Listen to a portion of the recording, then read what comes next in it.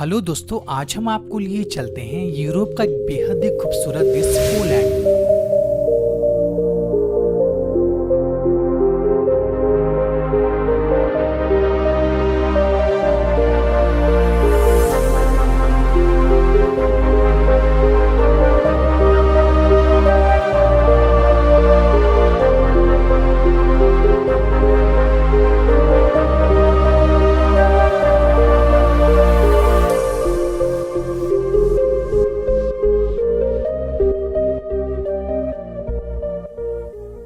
दोस्तों, पोलैंड मध्य यूरोप में बसा एक विकसित देश है।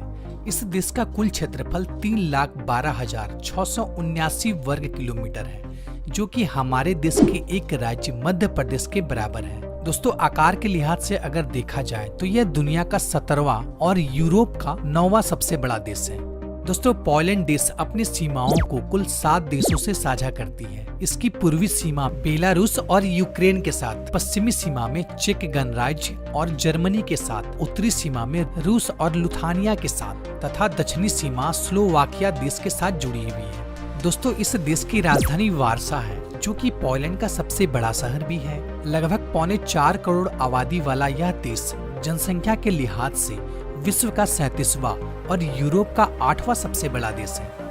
दोस्तों, अगर धर्म की बात की जाए तो इस देश में ज्यादातर लोग रोमन कैथोलिक धर्म को मानते हैं। दोस्तों, अगर साक्षरता की बात की जाए तो यहाँ के लोग 99% शिक्षित हैं। दोस्तों, अगर करेंसी की बात की जाए तो इस देश में पोलिश ज़लोटी चलता है, जो कि हमारे रुपए से 20 गुना ज्यादा मजबूत है। यानी कि एक पोलिश ज़लोटी बराबर भारत के 20 रुपए के बराबर होता है। यहाँ का कॉलिंग कोड +48 है और यहाँ के लोग दाहिनी तरफ गाड़ी चलाते हैं। विश्व का सबसे ऊंची इमारत का खिताब। दोस्तों, जैसे वर्तमान में दुनिया का सबसे ऊंचा इमारत जहां बुर्ज खलीफा को माना जाता है, लेकिन आपको यह बात जानकर हैरानी होगी, सन 1974 से लेकर सन 1991 तक पोलैंड की राजधानी वार्सा शहर में स्थित रेडियो स्टेशन विश्व का सबसे ऊंची इमारतों में से एक थी। लेकिन वर्तमान में तकनीकी गड़बड़ी के कारण यह इमारत नष्ट हो गई है। सुपर ग्रीन कंट्री का खिताब। दोस्तों, पोलैंड को पर्यावरण संरक्षण के दृष्टि से एक बेहद ही अच्छा देश माना जाता है। दोस्तों, इस देश के कुल क्षेत्रफल के तकरीबन 35% हिस्से में घने वन है, जिस वजह से इस देश को यूरोप का सबसे सुपर ग्रीन कंट्री कहा जाता है। दोस्तों, यहाँ के जंगलों में यूरोप के सबसे ज्यादा पेड़ की प्रजाति पाई जाती है। यही वजह है कि यहाँ पर 23 राष्ट्र उद्यान, 1250 से भी ज्यादा नेचुरल रिजर्व और लगभग 9000 से भी ज्यादा झीलें हैं, जिस वजह से इस देश को यूरोप का ग्रीन कंट्री कहा जाता है।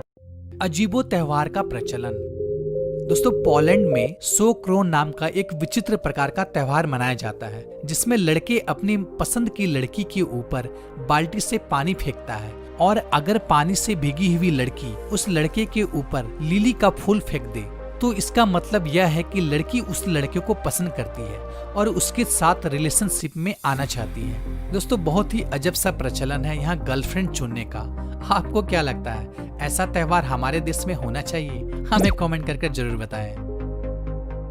वार्सा लड़कियों का शहर।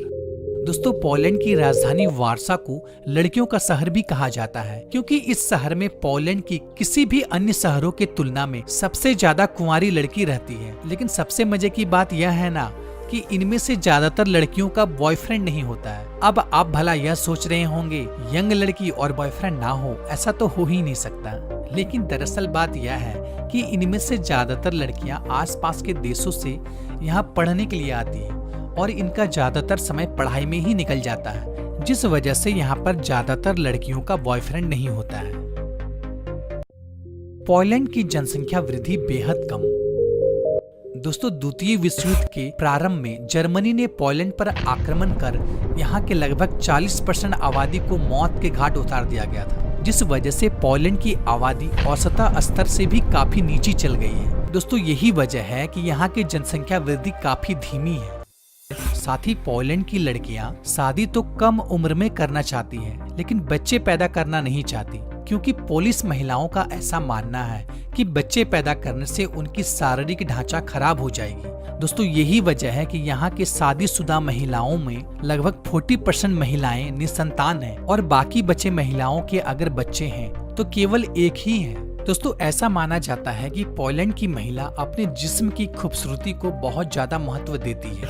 यही कारण है कि यहाँ की जनसंख्या दिन प्रतिदिन घटती जा रही है, जो कि पोलैंड के विकास में एक बहुत बड़ा बाधा है। दोस्तों यही वजह है कि यहाँ के लोगों को ज्यादा से ज्यादा बच्चे पैदा करने का सरकार के द्वारा प्रोत्साहन किया जाता है। दूसरा बच्चा लेने पर सरकार की तरफ से ढेर सारी सुविधा एवं गिफ्ट भी दी जाती है।